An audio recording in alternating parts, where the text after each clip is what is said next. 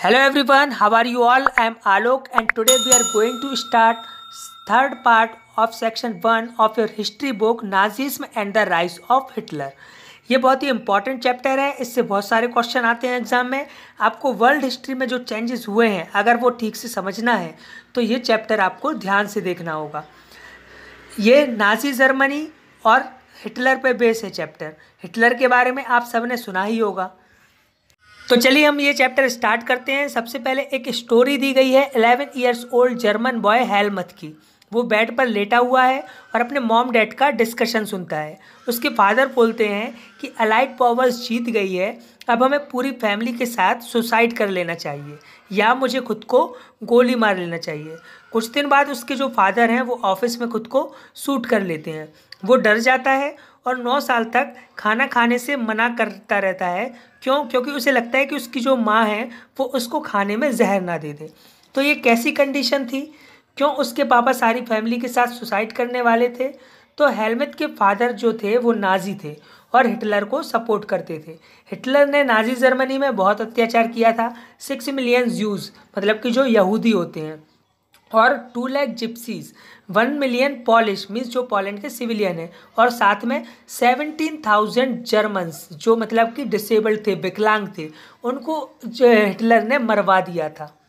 लेकिन second world war हुआ और उसमें जर्मनी हार गया और जो नाजिज्म और हिटलर को सपोर्ट करते थे उन्हें लगने लगा कि अलाइड पावर्स मतलब जिन्होंने जर्मनी को हराया था, अमेरिका, फ्रांस और इसमें रशिया भी था, तो उन्हें लगने लगा कि अब ये जर्मनी में जो नाजिज्म है उनको पनिशमेंट देंगे।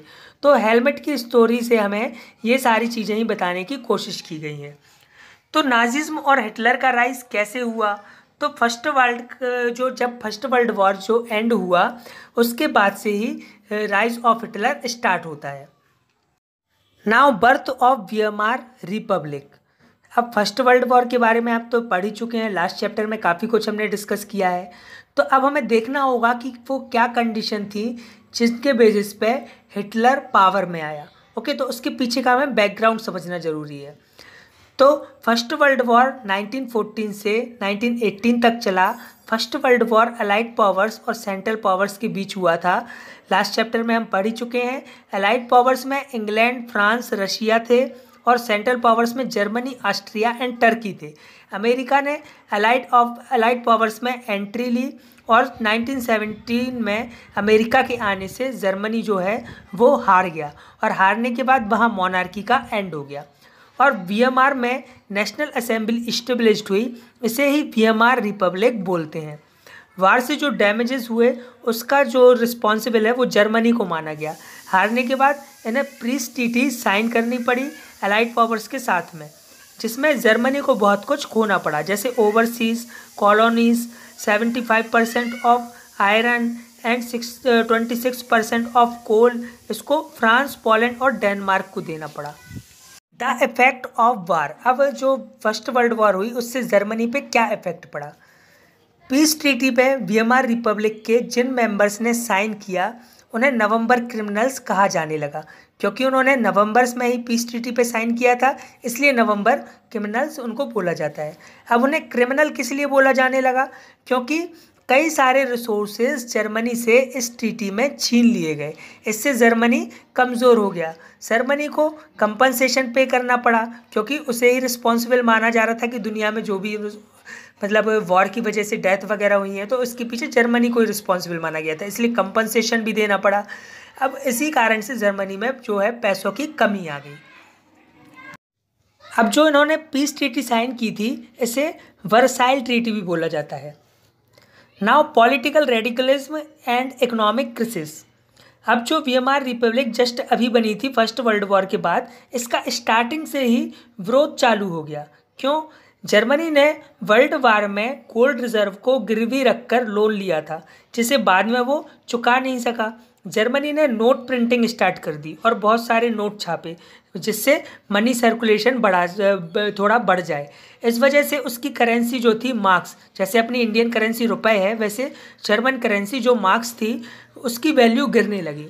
अप्रैल में 24,000 मार्क पर यूएस डॉलर था। जुलाई में ये 3,53,000 मार्क्स पर यूएस डॉलर हो गया।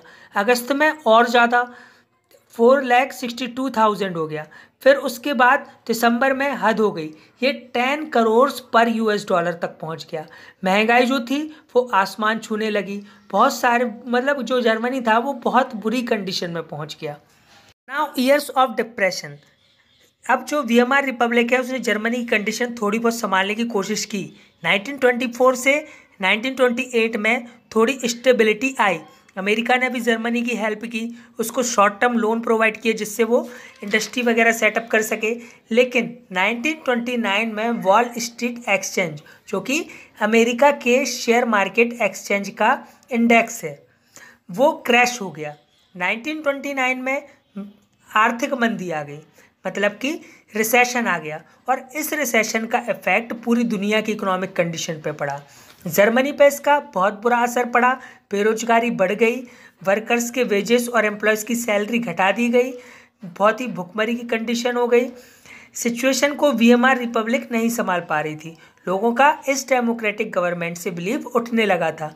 इनके यहाँ एक आर्टिकल 48 है जिसमें प्रेसिडेंट इमरजेंसी लगा सकता है।